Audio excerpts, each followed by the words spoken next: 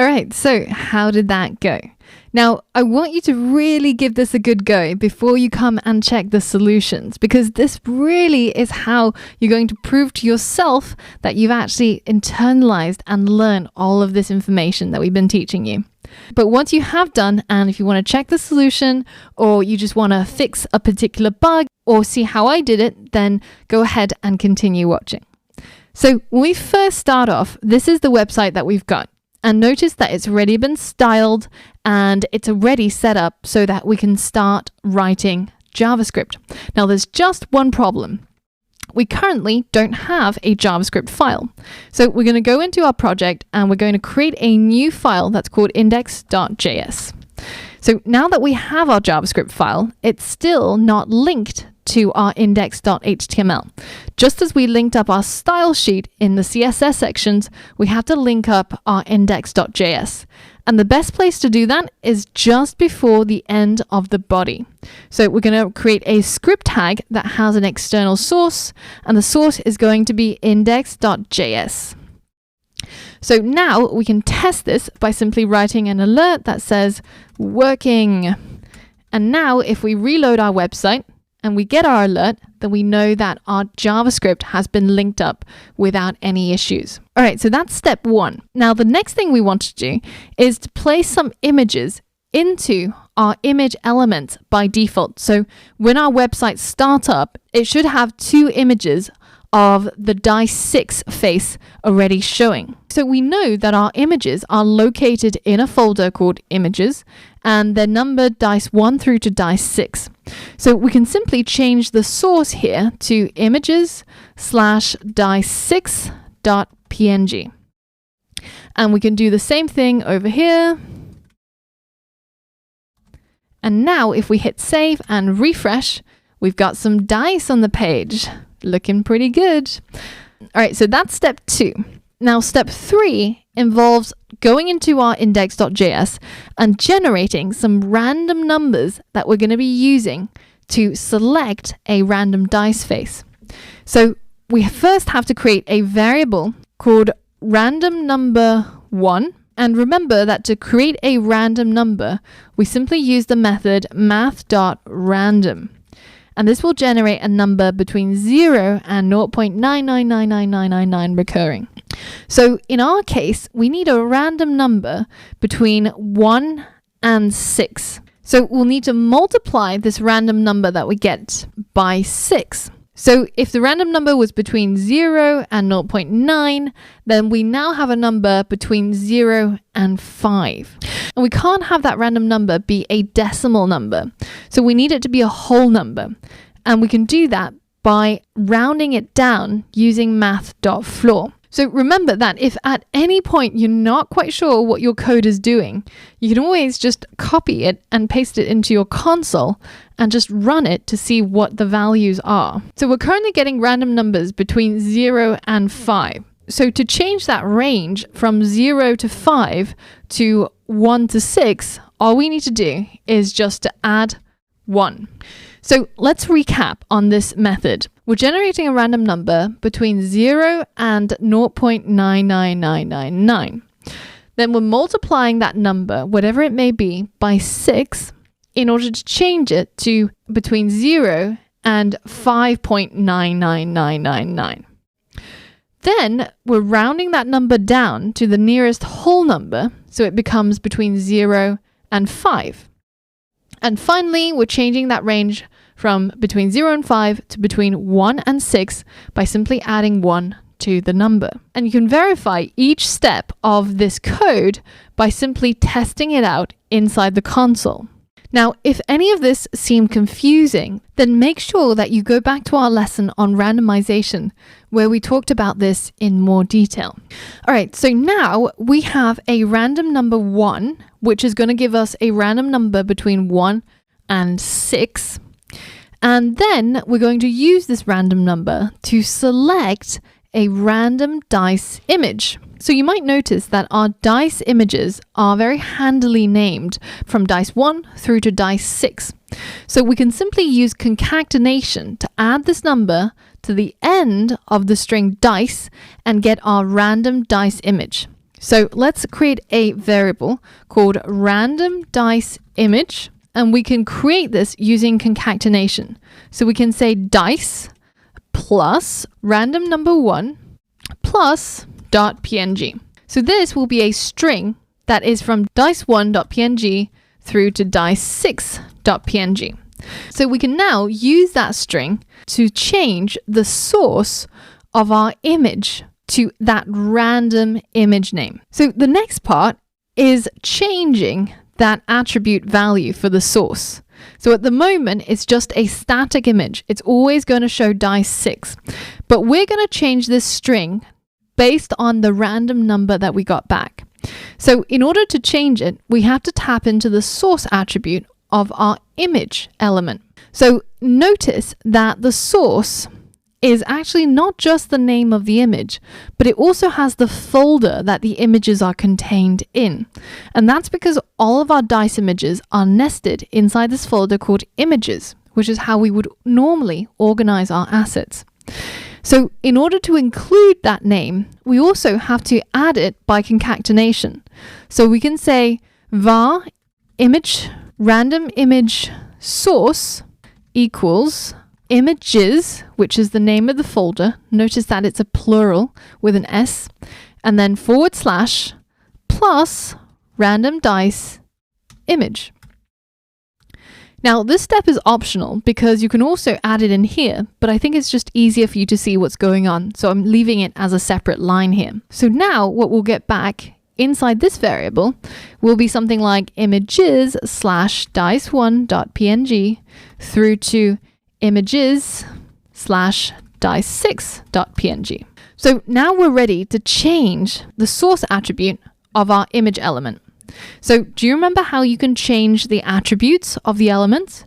Well, before we do anything, we have to first select the element. So we'll say document.query selector all, because we actually have 2 images that we need to change rather than just selecting the first one. So we're going to use query selector all, and we're going to select based on our image tag. So we're going to get 2 of these back. And to tap into the first one, we just have to specify the index 0 inside a square bracket. So now we can either assign this to a variable, say var image1 equals this document, a query selector image at index 0, or you can simply just continue along that same line. But let's make it easier to see by separating it all out. So now we've got image 1, and we can now set its attribute by using the method setAttribute. Now, in this case, the first input in here has to be the attribute's name that you want to change. And in our case, the one that we want to change is the attribute called source. So let's put that in there. And the second parameter, or the second input, is what we want to change it to. So we want to change it to our random image source. So we'll just put that variable in there, random image source. So now if we hit save and we go back to our website and we refresh it, then you can see that every time that we refresh the website, we get a new random dice showing up on the left. And it's going between dice1.png through to dice6.png. All right, so now we have to do exactly the same thing for the second image element. Now, very often you will be tempted to copy and paste code. And I just want you to hear my voice in your head whenever you do that, to remember that it's probably better to just write out the code for extra coding practice. Because when you copy and paste code, especially in a case like this, I will bet that you will probably get at least 1 or 2 bugs. So let's just write out our code instead. Now, the first thing we need to create is a random number 2. And this is going to equal exactly the same thing, math.floor, math.random, multiply that by 6, and then add 1 to the value. So now we can use random number 2 to create the second random dice image. So in this case, I'm going to make it a little bit simpler and we can cut down on these 2 lines of code. So we can simply say var random image source2 equals images / dice plus random number 2 plus .png. So now we have our random image source 2. Then we can go ahead and perform the next 2 steps, which I'll combine into one line as well. So you can see how you can do it. So we're going to use document.querySelectorAll, and we're going to select our image element, and we're going to grab the second one in the array. So we're going to tap into the one at indexed 1.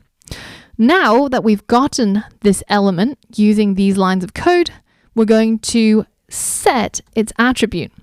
And the attribute we're going to set is source, and the value we're going to set it to is random image source 2. So now if we hit save and we refresh, then you can see that both our dices are generating new random dice images. It's pretty neat, right? Now the next step we have to address is the title. And we're going to change the inner HTML of the title depending on what was the result of the dice roll. So we can use an if statement to do this. We can say that if random number 1 was greater than random number 2, then in that case, that means player 1 won. So we're going to tap into the H1 by saying document.querySelector, because in this case, we only have one H1. And we're going to say dot inner HTML equals, you can put whatever you want here, but I'm just going to say player 1 wins. And I'm going to add a little emoji tag in here. So on a Mac, if you wanted to add emojis, then you can simply go into edit, emoji and symbols. And on a Windows, you can simply search for the flag emoji inside Google Chrome. So this is the case where if player 1 wins. So the next one is going to be an else if. And in this case, this is what if random number 2 was greater than random number 1? Then clearly that means that player 2 won. So we'll say document.querySelector h1.innerHTML equals player 2 wins. Now finally, the third scenario is what if random number 1 actually equaled random number 2? Well, in that case, we'll address it with an else statement.